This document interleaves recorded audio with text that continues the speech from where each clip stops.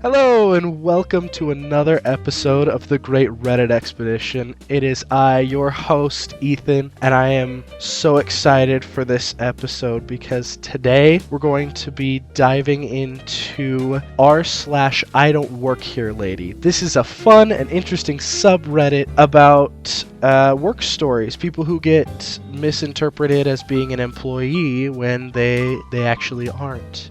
Before we dive into that, I'd like to introduce my guest for today, Lance. Say hello, Lance. Hello, Lance. Sorry, I just have a mouthful of cookie. Why do you have a mouthful of cookie? Remember I was telling you a minute ago I have this cookie in front of me with wrapped up in what is this? Paper towel. I was gonna say wrapping paper, but it's not wrapping paper. I mean, it's kind of wrapping paper. It's a paper towel. I mean, it is wrapped around the cookie, so I guess in a sense it is. But that is why. So I ate that cookie.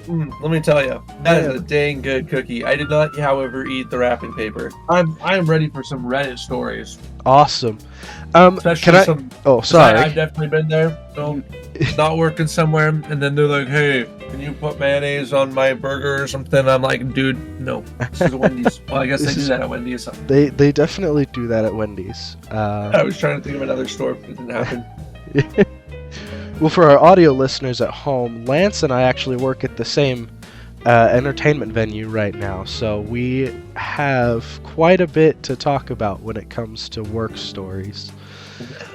But before we dive into the Reddit stories, I feel like I need to ask: are you a Redditor at all?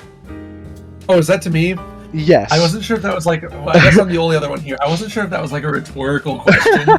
Oh, okay. Like you're asking, I was thinking maybe that was like your catchphrase. I was gonna let it sink in for a minute. I just started this. How do I have a catchphrase already? I don't know. Maybe that should be your catchphrase. No, but I'm trying to make it a habit of asking everyone before we start an episode if they are a Redditor, if they would consider themselves to be a Redditor. I dabble a little bit here and there. You dabble. I got a Reddit account. I occasionally hop on and I see a funny image on, r/cursed images or something like that. And I'm like, oh, ha ha ha. And then I proceed to not get on for a while again. So I mean, I dabble. All right. Well, I would not, however, say I'm a full-fledged, thrown out my wings and flown Redditor. You're just somebody who likes to go peruse the Reddits, dip your toes into the water. Exactly. I have not yet left the Reddit nest. So we'll hopefully be able to expose you a little bit more to some of the more interesting sides of Reddit. Oh boy, okay. That sounds good to me. Let's do it. Our first story here by a user called Wandered Off Confused. They titled this story, "You Asked Me to Be Here?"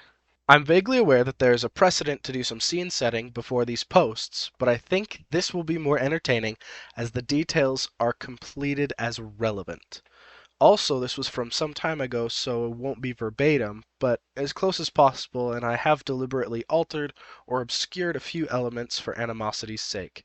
However, everything swapped in is of an equivalent level. Why am I writing this? An equivalent level? Wow. Okay. So it's they're trying to, for sake of anonymity, they are using some protective language, but hopefully that doesn't take away from the meaning of the story. Yeah. I know. I hope there's good morals. I mean, one of the rules here for r/IDontWorkHereLady is you got to keep it classy. So. Hey, I feel pretty classy right now. Where's my top hat? Get your top hat and bow tie on if it's not already. This is going to be a party. That went pretty hard, actually. I like that. All right. Why am I writing this? A. I have insomnia this evening. B. I have been invited back this year, so it reminded me of this which happened last summer. C. Why the heck not? Hopefully my confusing experience will make somebody smile. I love all those reasons. My tale starts with me, male in my 30s, in a car park outside a hotel. I've never been to this place before. In fact, I've never been to this state before, so I was somewhat frazzled despite eventually finding my destination, and I was trying to calm and focus before entering the building. This wasn't going well. I wasn't really looking forward to what I had to do. Rather lost in thought, I became aware of a very loud, rather short, even with high heels, young lady in her 20s, staring at me expectantly. We shall call her Happy. Happy, What are you doing? The tables are in a diamond, not even. This must be changed. The guest will be here any minute. OP. Not even happy. Okay, literally change the tables right now. He just responds with, He's like confused. Yeah. Happy. What is wrong with you? Grabs arm and starts half pulling, half frog marching me into the building. We What is have a frog very. march? I don't. Just I don't. imagining like she just like got on all fours and started hopping around while holding you by the arm. All right, wait. You continue reading. I'm gonna look this up. Okay. Happy. What is wrong with you? She grabs my arm and starts half pulling, half frog marching me into the building. We have very important people coming to this, people from all over the world. This will not All do. right, all right. You will embarrass So us. someone takes you there by force, holding you by the arms or another part of your body, so you have to walk along with them. So it's nothing exciting. Mm. Total has to do with frogs, but OP. Attempts to get a word in, but fails miserably. At this point, we have gone past check-in through a series of double doors and corridors and at the entrance of a rather imposing auditorium. Happy continues. What I need you to do is move these tables here, here, and here. Happy goes on to explain in great detail how she wants the room to look. At this point, probably a good time to make a first couple of notes about myself. I was wearing a black suit, in fact, a reasonably expensive suit.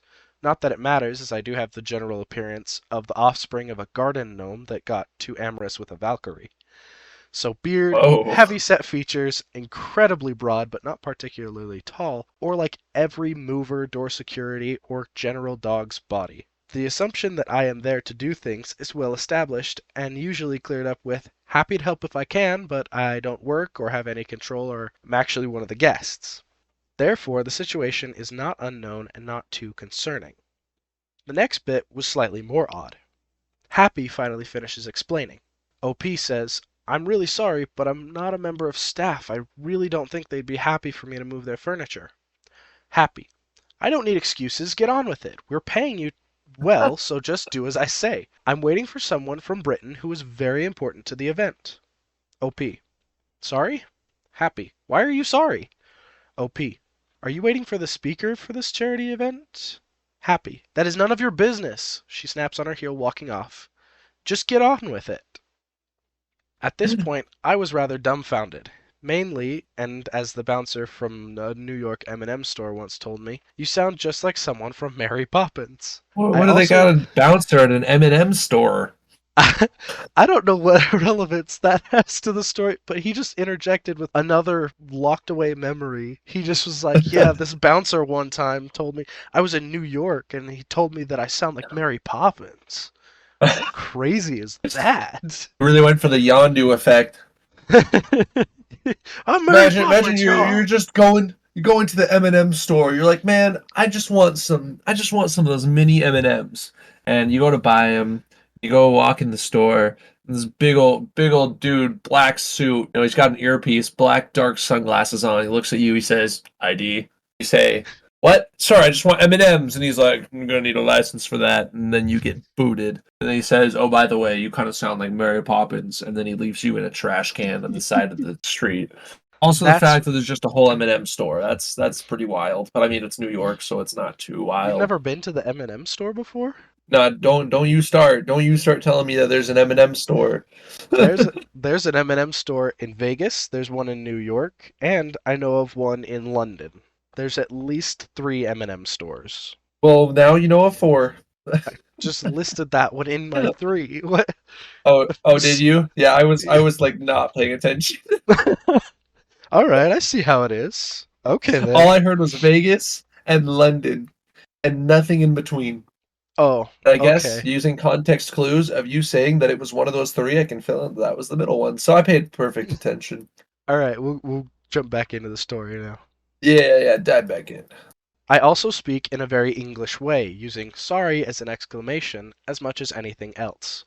I'm so English, I have even been known to say hello when surprised. I would have thought this would have at least opened up a small question in her mind about who I was and why I might be there. However, this nuance of my speaking voice had clearly been missed. This left me with a couple of quandaries. One was what I should do with the chair situation.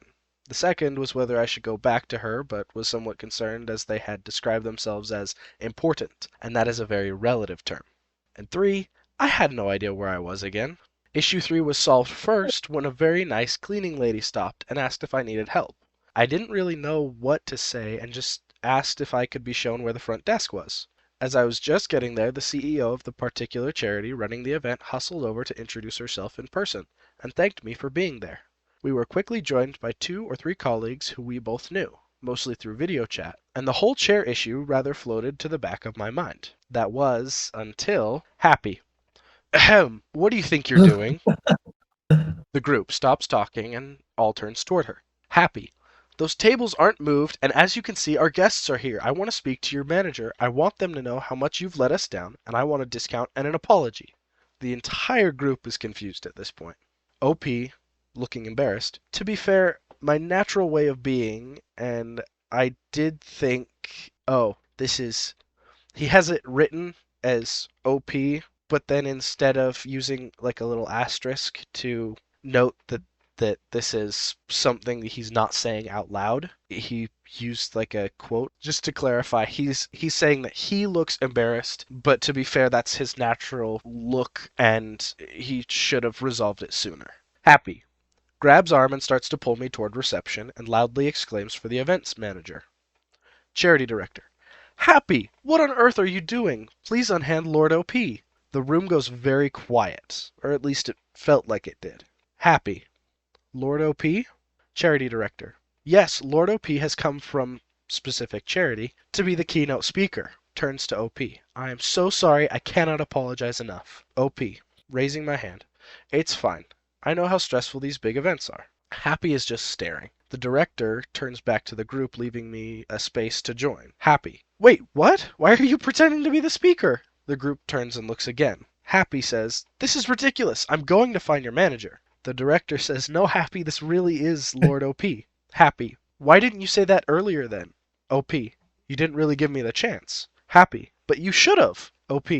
It's not really what I do. I do quiet and a bit nerdy. Happy. But look at you! OP. Thanks. This last bit really is as close to verbatim as possible. Even as a bloke in his 30s, that stung. The director called Happy over to her side, and at this point they march off and disappear. A few more notes about me. I'm a specialist in a certain type of charity work and have been fortunate to speak across the world discussing research, best practice, and how to create a more equitable society for a situation that can affect everyone, no matter their background, financial position, or beliefs. Hence, being a keynote speaker is not uncommon, but I do not enjoy this element of my job. Secondly, I really am a lord. It means exactly 3 things. 1. I had an ancestor that did something that made the crown want to award them the title. 2. I happen to be the eldest male relative for however many generations. 3. My dad is dead.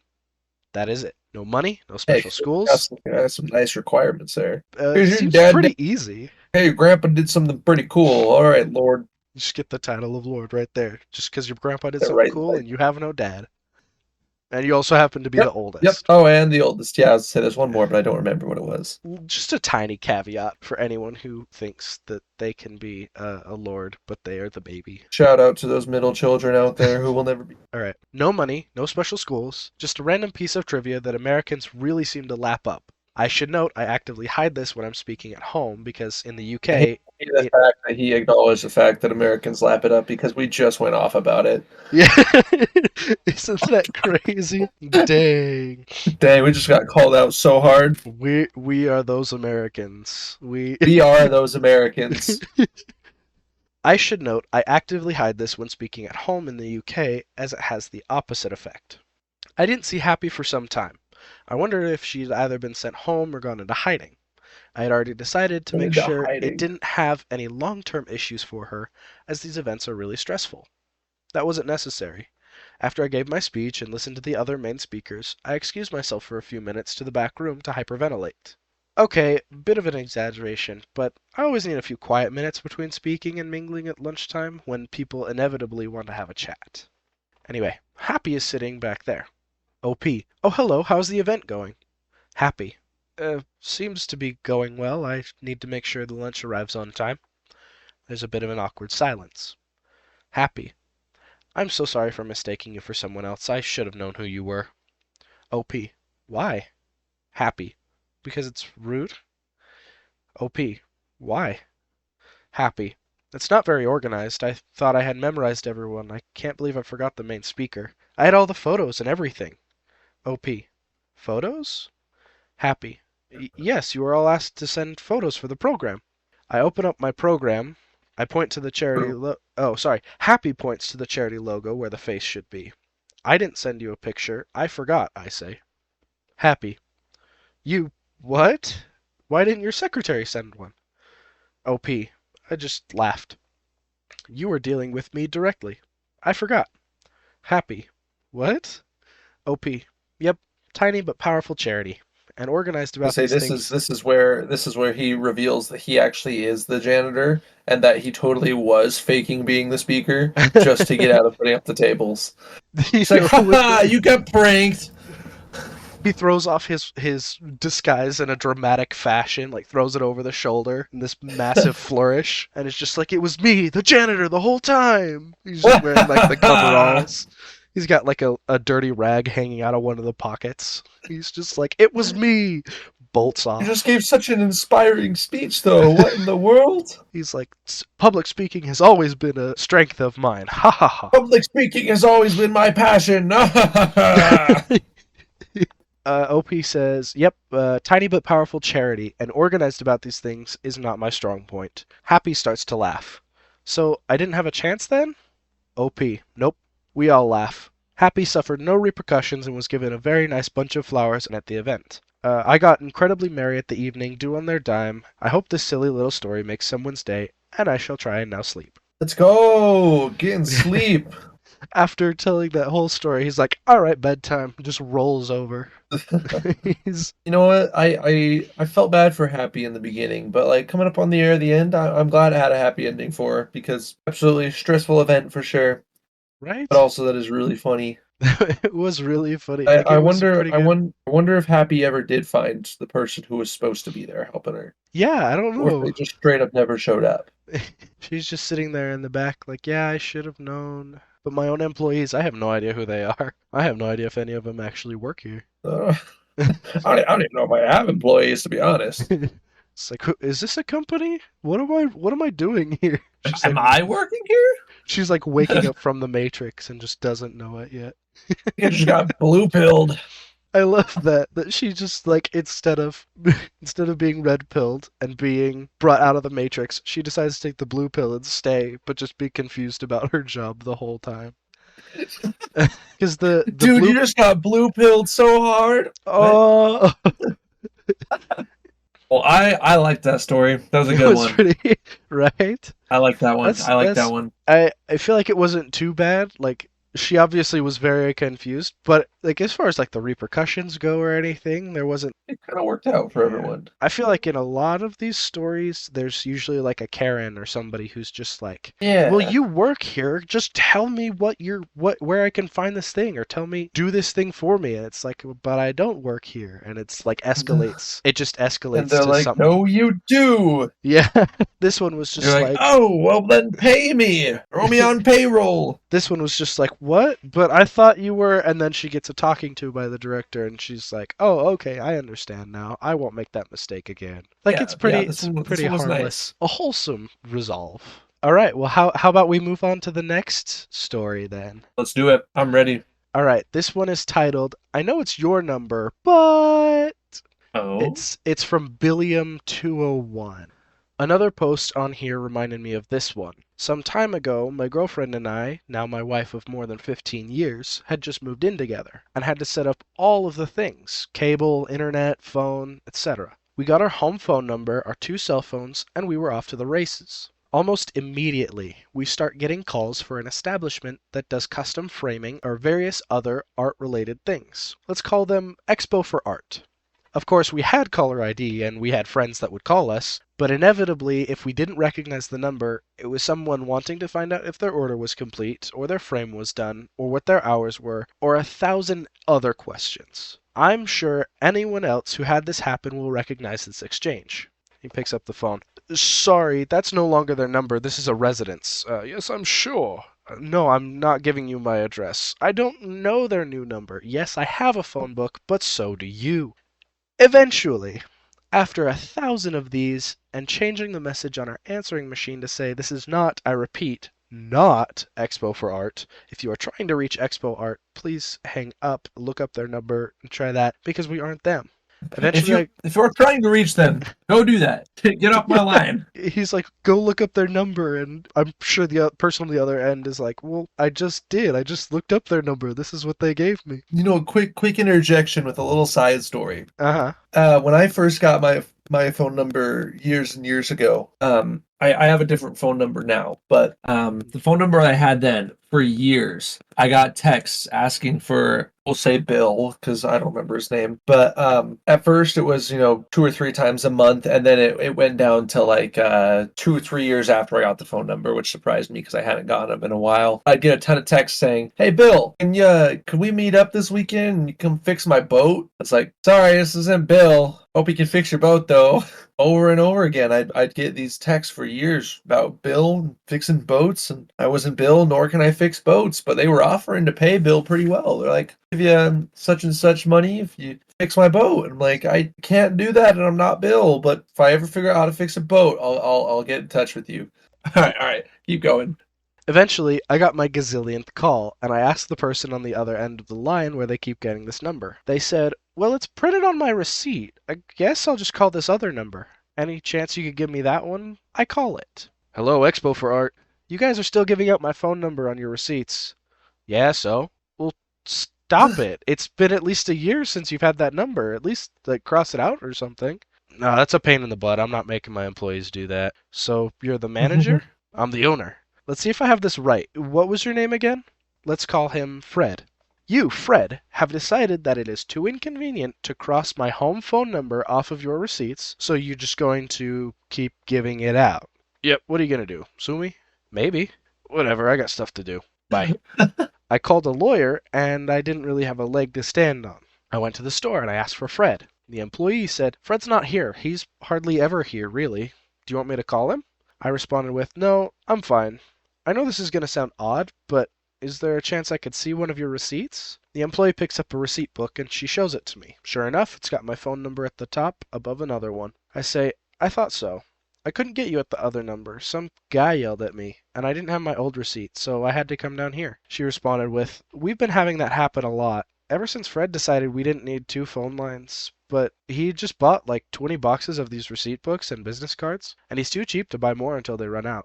I'd hate to be that guy. Yeah, that's gotta suck. I went home. Imagine. Right. She doesn't know, and he's just like, yeah, that would Yeah, really stink for that's that. me. It is Well, I, the guy on the other end of the line. it was me the entire time. Dio. This is just the keynote speaker from the last story. He just like rips off his disguise and he's wearing a janitor outfit. It's like it was me, the janitor. the guy who keeps getting the calls. You can't escape me. Anyway, I went home and I hatched my evil plan. The next Oh. number I didn't recognize, I picked it up. Hello, Expo for Art. Hi, this is Mary Smith. I dropped off a thing last week to be framed. Is it ready? Let me check. Yep, we finished it this morning. I hope you don't mind, but we decided to upgrade the matting since, because of the weight of the piece, it's the same color, and we won't be charging you for it, since it was my decision. Oh, thank you. I'll be down to pick it up later today. What time do you close? I looked at the business card in my hand with the number and the hours clearly marked 11 to 4. Take your time. We'll be here till 7. Thank you so much. Can you tell me how much it was? $19.99, ma'am, plus tax, so $21.39. Wow, that's cheap. Are you sure? Of course. If anyone has a problem, tell him you talked to Fred. Okay, I'll see you around 6. See you then. Thank you for calling Expo for Art. For weeks. This is an evil plan. This is very evil plan. This is like petty revenge to the next level. I love it. For weeks, I kept giving out completely random information.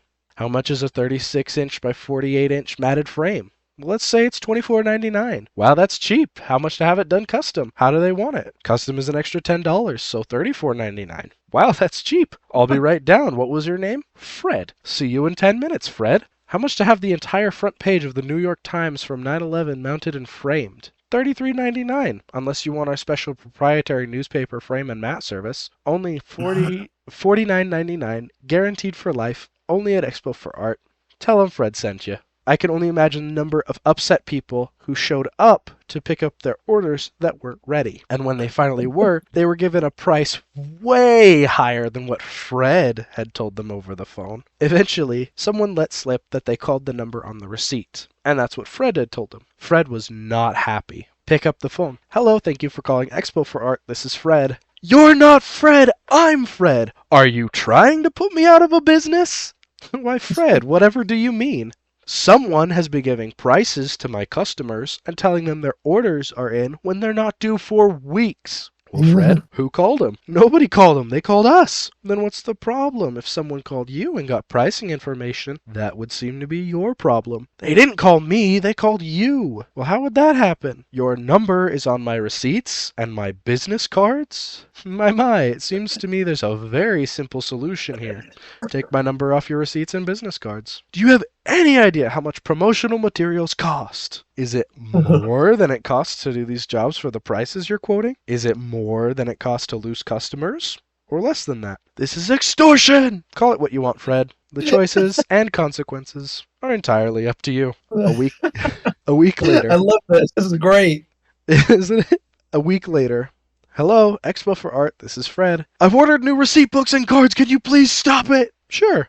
Bye, Fred. Edit. Holy Spoke, by far my most liked post ever. Thanks for the awards, everyone. I didn't even know platinum was a thing. Edit 2. Since a lot of people have asked this, no, I didn't let him off the hook until the call stopped, but it was only a week or so after he called me back. He must have paid for expedited shipping. Edit 3. This was also cross-posted on malicious compliance, which is another subreddit. Isn't it Massive great? respect to this dude. Billiam201 is legendary for this. I just imagine this dude calls you. Well, sorry. Yeah. Fred calls him. How are they? Why are you doing this? Why? Like, because you left your phone number and refused to my phone number and refused to change it. Oh, well, Yeah. you're extorting me. You're dude, take my phone number off.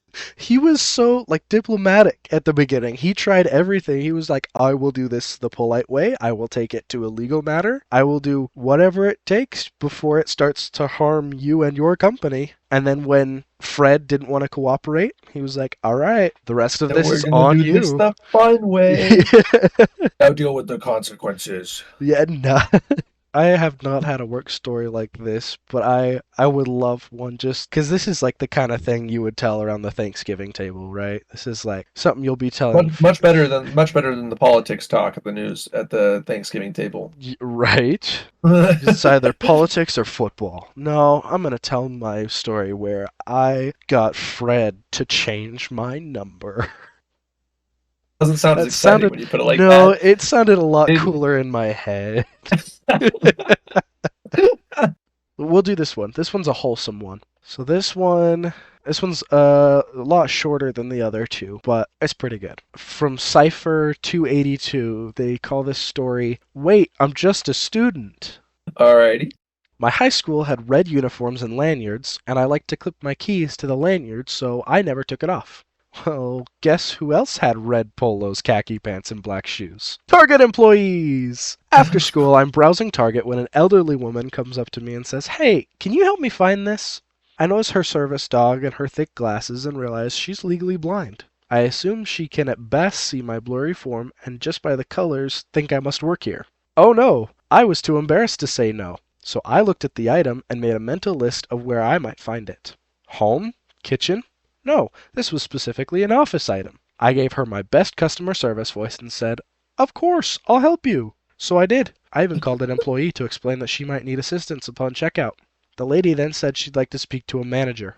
Uh-oh, did I do something wrong? Uh, The employee was equally dumbfounded. The service dog, a beautiful chocolate lab aptly named Brownie, did not help outside of a big yawn. I respond with, I am the assistant manager. Is there anything you'd like me to know? She then heaped the praise on me, saying how kind I was, and how great the manager is to hire me and whatnot. I accepted the praise a little embarrassed, but I said, Ma'am, I don't actually work here. I'm a high schooler. I don't know who was more embarrassed, but it was a good time overall. I helped someone in need, I pet a dog, and I had a nice story to tell. The store manager did thank me with a gift card, though. Oh, let's go. It was a nice, Love wholesome that. story. That worked out quite well. This wasn't like malicious compliance like the last story. This had a Oh, but I nice did really like that turnaround one. and Ended well for everybody. ended well for Plus the gift everyone. card, Yeah. that's great. Some of the comments here are kind of awesome. See, there are still good people in this world. Or wait, how about this one from Me Folly? From a totally unrelated, no horses in this race perspective. Thank you for being a kind human being. Your empathy will serve you well in your future endeavors. May your path through life be rich in others as good as you. Wow. It Yeah. was so eloquent. Elmarie53 says, "This is the most wholesome I don't work here story I've seen so far." Mistress underscore kittens says, Same. "Bet you could get a job there easily if you wanted one, though." That's true. That's true. Could go be a manager at Target probably. Someone else responded with, "I was fired, but allowed to finish my current shift with too many callouts, even with a doctor's note, putting me off. And a gal I knew from middle school came through my checkout buying a bunch of candy and decorations for a Valentine's party her sorority was throwing. Guess who accidentally missed scanning about every other item?" She So, threw an extra cheap party then. yeah, I guess. Oh That heck yeah, was I love it. that was a little faster than I thought it was going to be. Do you want to do one more? Yeah, let's do it. We'll do this one. This one does have a Karen in it, so it's not going to be quite the wholesome Oh, story not quite as wholesome. Okay. initially. It's not going to be quite the same wholesome story. Hey, everyone loves a good Karen story. Usually just not when you're the one there. Nobody likes to be dealing with the Karen. Everybody likes hearing about how the Karen was dealt with. Exactly, exactly. All right, so this one is called Just Delivering Food. Alrighty. I like how all these have like distinguished titles as well. Yeah, Props to the writers for that. going back to the rules, there is one that says you cannot have a bad title. So Oh, everyone in okay. here, I'm sure, puts their like college level, trying to get that A grade on the final exam. Their Kind PhD of. in English literature went into this Reddit post, basically. Exactly. Yep. They want everyone to know just Okay, how okay. good their I story respect is. that. I really respect that. All right. It says, "My dad just retired, and we had his retirement party last night. A lot of his former and current employees, as well as my family, were there. A few people got up and gave a speech, though I never worked for him. I told this story from about 12 years ago. A few people later told me I should share it here. So I'm brand new to Reddit. Sorry if I make mistakes or don't follow protocols. When I was in high school, I had the day off, so my dad invited me to go out to lunch with him the next day. Mom wouldn't be able to get off work, so it was just going to be a daddy-daughter lunch date. The day of, just when I was going to get into the shower and get ready for the day, my dad calls and says something big has come up at work and he's going to have to postpone our lunch. But because it was a surprise event for him, he didn't have anything to eat. So he asked me to stop by Subway and grab him a sandwich and some chips and bring it to him at work. I was bummed, but I said okay.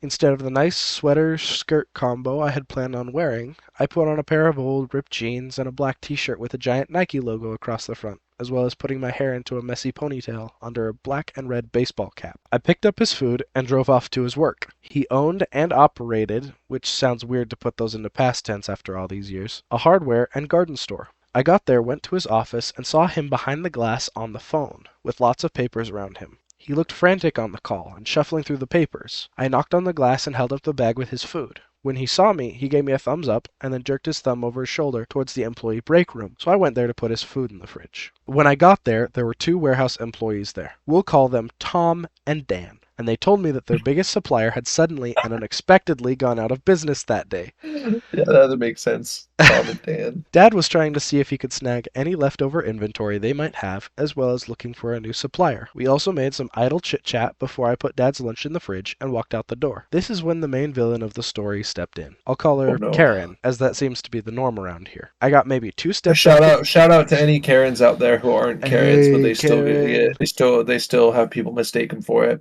We Hmm. love you, Karen. Thanks for listening to this podcast, Karen. I don't know why you would Yeah, be, but thank you. but Appreciate it. just in case. We don't want to be on any bad sides in case I have to go to Target and I'm accidentally wearing a red shirt and khakis. That's precisely right. I got maybe two steps out the door when she grabbed my attention and asked where the doohickey was. At the time, I had no idea what a doohickey was, so I politely said, "I'm sorry, I don't work here. I'm just delivering food. She practically screamed, "Why won't you help me?" Then noticed the sign over the door that said employees only. She said, "What were you doing in there if you don't work here?" Thinking she had caught me or something. I said, "This is where I was told to bring the food, but I don't really work here. I don't even know what a doohickey is." She then started berating me for not knowing what a doohickey was when I thought of Tom and Dan behind the door. And surely one of them would know what a doohickey was and where to find it. When I turned to go in and get one of them, she loudly shrieked, "Why won't you help me? Don't bother your coworkers when you're right here." I don't know if it was because he was done on the phone or was just alerted by Karen's loud shrieking, but my dad came out of his office and asked what was going on.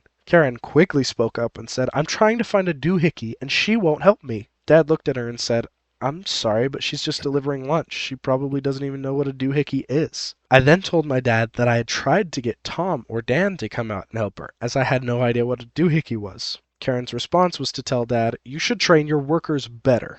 Dad's response was to say, "Again, she doesn't work here. She claimed she tried to get you help. Did she or did she not?" Karen then said, "Why is everyone trying to cover for her?" As far as I know, she had only talked to me and Dad, so I don't know who everyone was. Dad then told her, "Doohickeys are on aisle 3. Maybe you can find one at Home Depot." He later told me that that's the first time he ever suggested to a customer they can go elsewhere even if he had the item in stock or could get it there in a reasonable amount of time. He then told me what a doohickey was. Karen stormed off to aisle 3, and later that evening, Dad told me she'd bought a doohickey. Years later, when I was married and my husband and I got a house, Dad gave us a doohickey as a housewarming gift. I started laughing hysterically when I unwrapped it and saw what it was. It was a light sensor for outdoor lights, so they automatically come on when it's dark enough. My husband thought there was something wrong with me because I was laughing like crazy and I could barely get out, "Did you find it on aisle 3?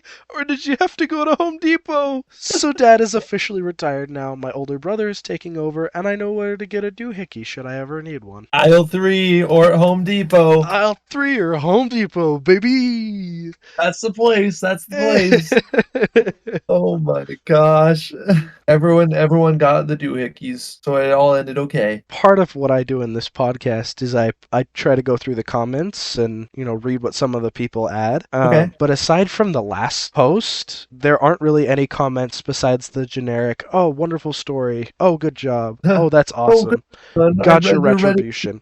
Great." They're all like really generic comments, or they just like take a snippet. "Oh, did you have to go to Home Depot?" They'll like take that snippet out and then just put a couple emojis of them laughing afterward. There haven't been a whole lot of interactions. Nothing too much to contribute. No. There is one for this one that it's not super great, but it just says, "Great story. Thank you for giving me a laugh on this gray and rainy day." And then somebody responded to that saying, "I live in Seattle, the expert on gray and rainy days." I don't know what that has to do with the story, but I'm glad that this person decided they needed to know. I thank them for their contribution. Seattle shout out, let's go. Yeah, hey Seattle, what's up, baby? You got that big needle in Mount Rainier. Oh yeah. Pretty dang cool. And rain. Well, Lance, thanks for joining me on this episode today. I really appreciate it. Yeah, thanks for having me. It's been fun. Oh, good. I'm glad. I'm glad you had a good time. I like these stories. We've all been mistaken for somebody or another. Or been the one mistaking someone. Mm-hmm. But Lance, so people don't confuse you, do you want to tell these fine folks where they can find you at? This is typically your my house. Oh, it's time for me. Okay. Shameless plug. Yeah, no, I got a YouTube channel, Flamingo Kingo. Be sure to check it out if you like games and messing around, having some fun. That's where you can find me. I'll be doing that. Well, folks, thank you for tuning in for this week's episode of The Great Reddit Expedition. I hope you all have a fantastic week ahead. If you did listen to this all the way through, right, I am very much more impressed, and I hope that you enjoyed it as you listened to it. Absolutely. I will see you all later. Goodbye. Goodbye.